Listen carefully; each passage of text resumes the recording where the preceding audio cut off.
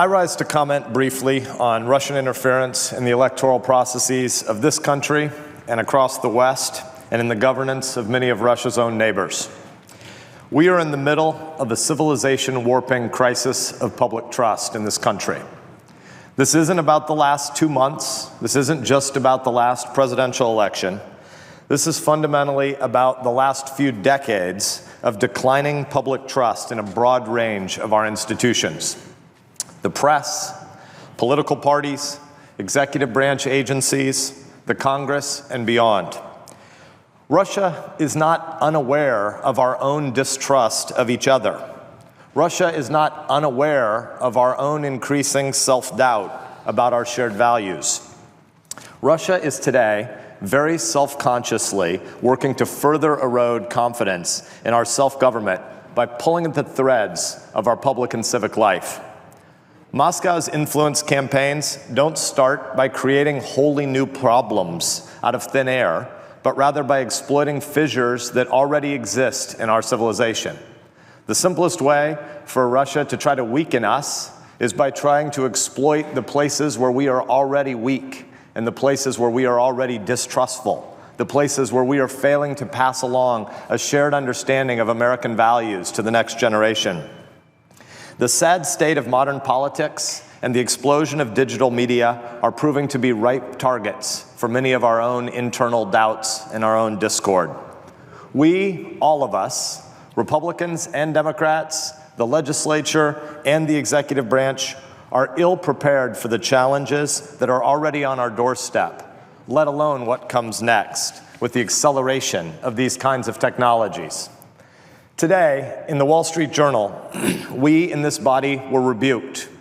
I think rightly rebuked, and rebuked in a bipartisan way by former Congressman Mike Rogers.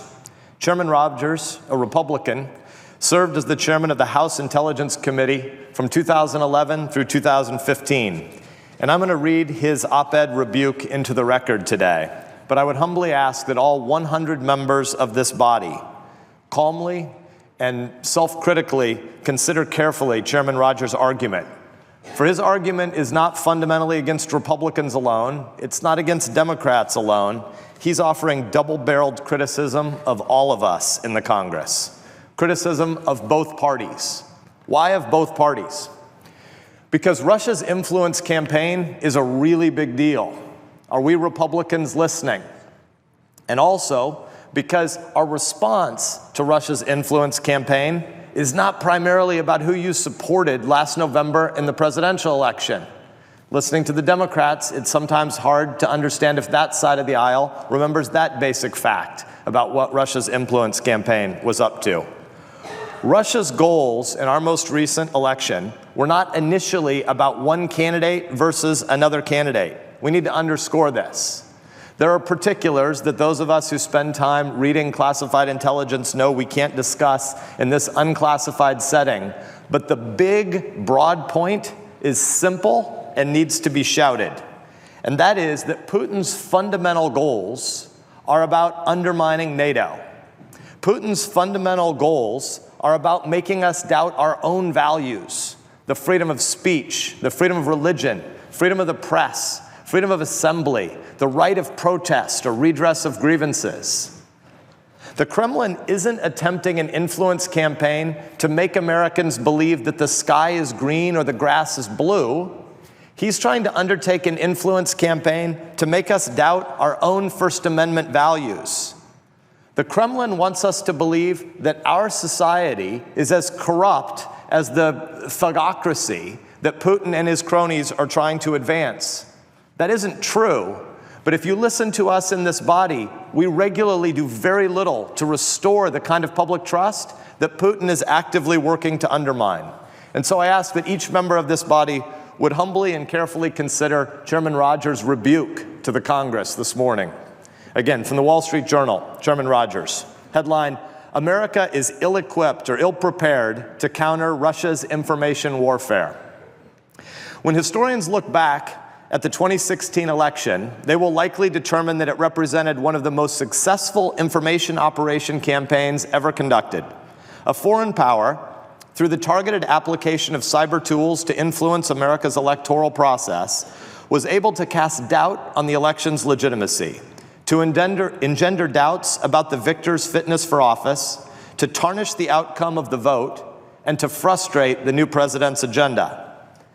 Historians will also see a feckless Congress, both Republicans and Democrats, that focused on playing partisan gotcha and fundamentally failed in our duty to gather information, to hold officials accountable, and ultimately to serve our country's interests. Whether or not the Trump campaign or staff were complicit in Moscow's meddling misses the broader point. Russia's intervention has affected how Americans now view the peaceful transition of power from one president to the next. And this we should not be surprised about. Far from it. Propaganda is perhaps the second or the third oldest profession. Using information as a tool to affect outcomes is as old as politics. Propaganda was familiar to the ancient Greeks and the Romans, to the Byzantines and to the Han Dynasty. Each generation applies technology of its day in trying to influence an adversary's people. What's new today is the reach of social media, the anonymity of the internet, and the speed with which falsehoods and fabrications can propagate.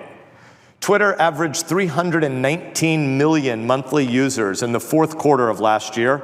Instagram had 600 million accounts at the end of the year, and Facebook's monthly active user total is 1.86 billion people, or a quarter of the globe. Yet each of these staggering figures doesn't fully capture the internet's reach. In February, Russia's Minister of Defense, note that, Minister of Defense, Sergei Shoigu, announced a realignment in its cyber and digital assets. Quote, "We have information troops who are much more effective and stronger than the former counter-propaganda section," close quote. Mr. Shoigu continued, according to the BBC. Russia, more than any other country, recognizes the value of information as a weapon. Moscow deployed it with deadly effect in Estonia, in Georgia, and most recently in Ukraine, introducing doubt into the minds of locals, spreading lies about their politicians, and obfuscating Russia's true intentions. A report last year by Rand Corporation called the Russian Fire Hose of Falsehood Propaganda Model noted that cyber propaganda is practically a career path in Russia now.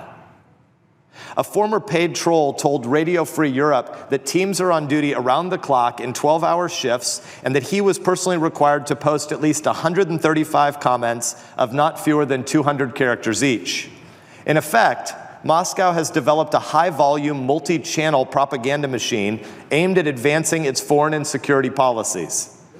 Along with traditional propaganda tools, favoring friendly outlets and sponsoring ideological journals, this now represents an incredibly powerful new tool.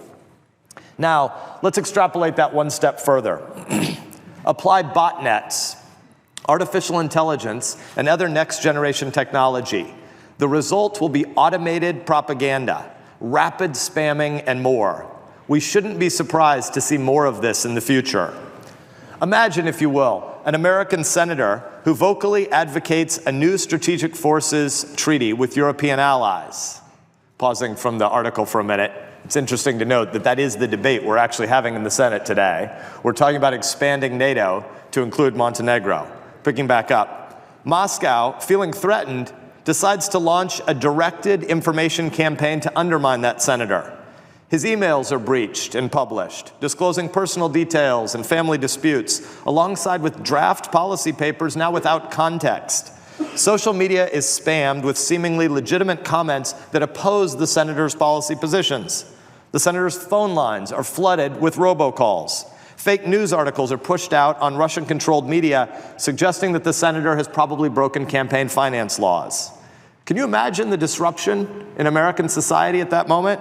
The confusion in our legislative process, the erosion of trust in a democracy. Unfortunately, this is the reality that the U.S. faces next, and without a concerted effort, it will get much worse. Congress is too focused on the trees to see the frightening forest before us. Rather than engaging in sharp-edged partisanship, lawmakers should be investigating Russian propaganda operations and information warfare. They should be figuring out how to reduce the influence of foreign trolls and teaching Americans about Moscow's capabilities. This would go a long way towards saving the republic.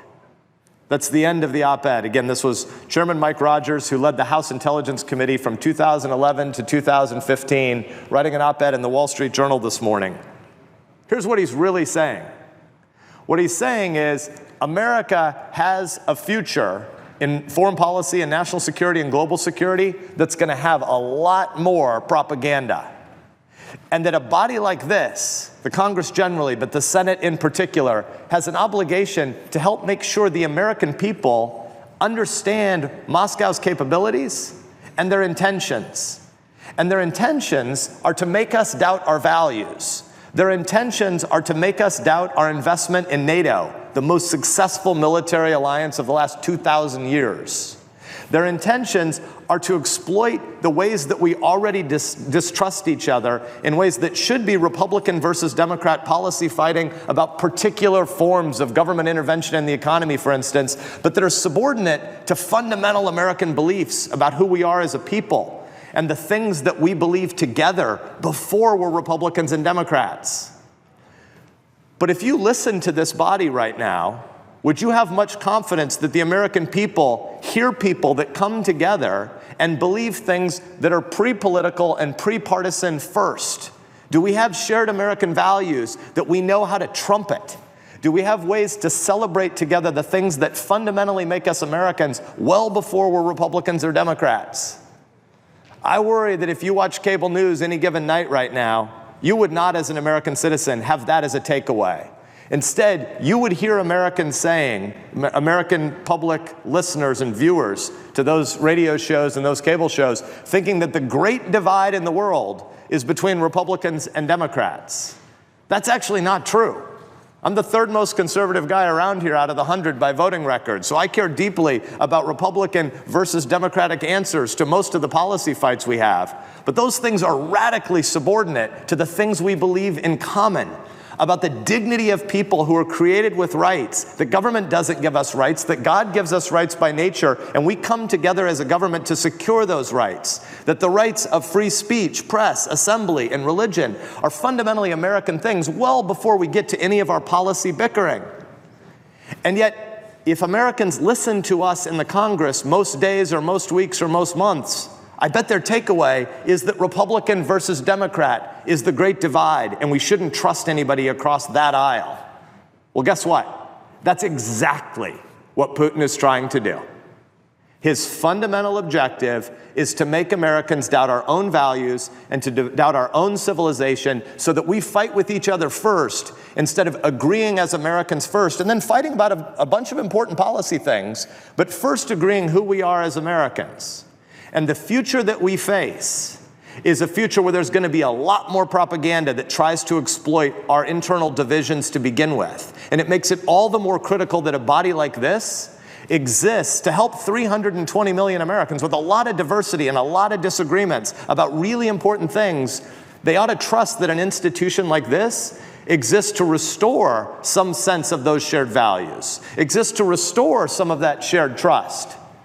Right now, that's not usually what they take away from us in the Congress. And so I call on the 100 members of this Senate to consider carefully Chairman Rogers' rebuke of us this morning in the Wall Street Journal. Thank you, Mr. President.